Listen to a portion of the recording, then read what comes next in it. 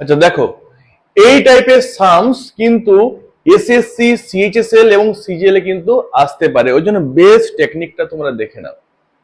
2x plus 1/3x equals to 5। তো 1 by কত আছে বলো? 3x। এখানে যা থাকবে সেটা দিয়ে বোথ সাইড কি করবে? মাল্টিপ্লিকেশন করবে। কত হবে? 2x ইন্টু 3x কত হবে? 6x square plus 3x by 3x কত হবে? 1। 3x ইন্টু 5 কত হবে? 15x। ব্যাস। এবারে কি করব? 5x তো যা আছে নিউমারেটরে রেখে দিলাম, 6x স্কোয়ার প্লাস 1 এর পরিবর্তে কি বসাবো?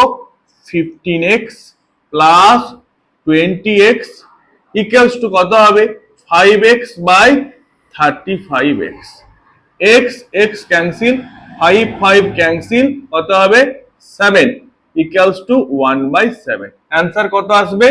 1/7। ওকে। সেকেন্ড কোশ্চেন কি দিয়েছে? তার ঠিক উল্টো ফর্ম একটা দিয়েছে, 2p by p square minus 2p plus 1 equals to 1/4। Then find the p plus 1/p এর ভ্যালু কত। এবার কি করবে? এইটার কি করবে? পা দুটোকে ধরে উল্টি দাও এরকম ভাবে। কত হবে? p square minus 2p plus 1/2p equals to 4।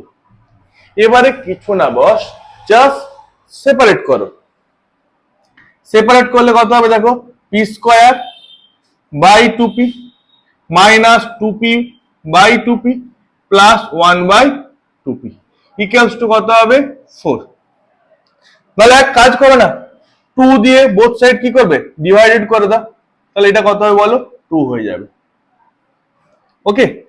তো p plus 1/p, p plus 1/p, কারণ এখানে ক্যান্সেল করলে p পড়ে থাকে, p ক্যান্সেল করলে কত হবে? 2 ইকুয়ালস টু 2।